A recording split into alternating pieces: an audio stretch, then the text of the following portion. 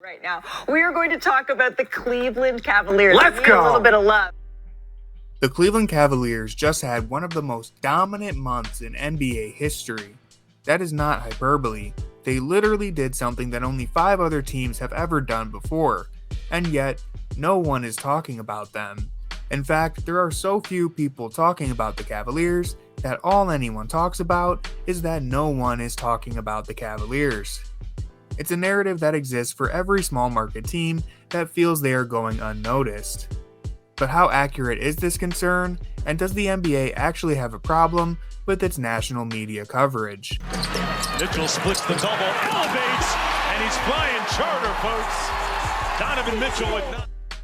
If you're a Cavs fan who just watched this recent string of success, it's understandable why you might feel irked by the way it has been covered.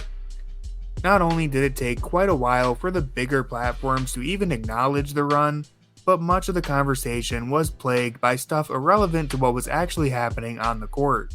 Whether it be non-stop speculation of Donovan Mitchell's contract extension, Looking at the choices that Donovan Mitchell may have if they don't. I mean, is that an unfair question? or attempts to downplay the Cavs' success by pointing to a weaker schedule, or even stubbornly insisting that the roster has been poorly constructed despite a large sample size suggesting otherwise, the national media has not treated the Cavaliers' success the same way they likely would have if it was happening in LA or New York. All the while, it's important to be fair and acknowledge the ones who did cover the Cavaliers during this run, from local media to some of the best creators that just don't show up on ESPN.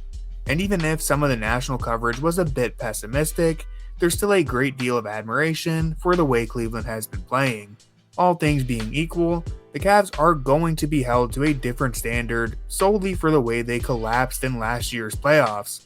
I don't think these concerns are due to small market bias from the big wigs at ESPN. Any team that got bounced embarrassingly to an opponent which they ranked higher than would be receiving the same treatment as the Cavs. And let's face it, Donovan Mitchell is far from the only star who has his name in rumors every other Tuesday. Whether it's Mitchell, Giannis, or LeBron James, NBA media feeds off of star-powered rumors. There are very few players who reach all-NBA caliber without being included in the free agency or trade speculation that happens near non-stop in the blogger universe. This brings me to the larger problem that faces NBA media, and really, media industries as a whole. Entertainment is more valuable than analysis. Most fans are casual, and there's really nothing wrong with that. Most people don't have the time, energy, or interest to hear all about Dean Wade's defensive box plus minus. As Kevin Durant once said so eloquently, no one wants to look at graphs when talking about hoops. ESPN could spend valuable airtime detailing how Isaac Okoro is accepting the toughest individual matchups on a night-to-night basis. And some hardcore fans would appreciate a closer look into a defensive ace who has helped lead the best defense in the NBA since mid-December. But really, most fans don't care about a player who is averaging just 9 points per game and will likely never sniff an all-star team. They want to hear about superstar performances, and above all else, casual fans just want to be entertained. It's why Stephen A. Smith is one of ESPN's highest paid employees, despite most fans agreeing that his insight isn't on the same level as other analysts. Stephen A. Smith isn't getting paid for his analysis, he's getting paid to entertain you, and all things considered, he's damn good at his job. If this happens, Max, I don't know what I'm going to do with myself. Some of ESPN's most watched videos are Stephen A. Smith shouting at other people or simply walking off the set. And I don't know if any other media member has become more of a meme in sports culture outside of Skip Bayless. Coach, Oh, we ain't going to talk about this. take me out. It's my turn. It is. You told me it was my turn. Who, much like his former First Take partner, has mastered the art of sports entertainment. I don't know anyone who takes Skip seriously, and yet he's one of the most followed sports accounts on Twitter with a wildly successful career. I'm not breaking any ground here, and I think most fans are aware that entertainment trumps analysis when it comes to national media coverage. But is it really that simple? Market bias is something that absolutely plays a role in all of this. Some teams are naturally more popular than others, and the larger media conglomerates are going to cater to the largest possible audience. For example, Austin Reeves pulled in the 13th most views on social media all of last year, more than the reigning MVP Joel Embiid, and I can't think of any explanation for this other than the Los Angeles Lakers being the most popular team in basketball. So of course, national media is going to focus on Austin Reeves more than some other players who might deserve recognition. Take Cleveland's Sam Merrill as an example.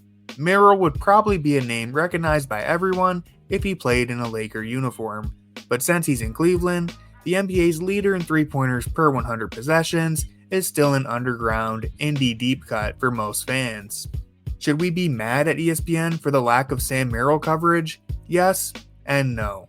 ESPN didn't make Los Angeles a more appealing city than Cleveland, Ohio, and ESPN can't control that fans will go crazy for transaction rumors and heated debates as opposed to in-depth basketball discussions.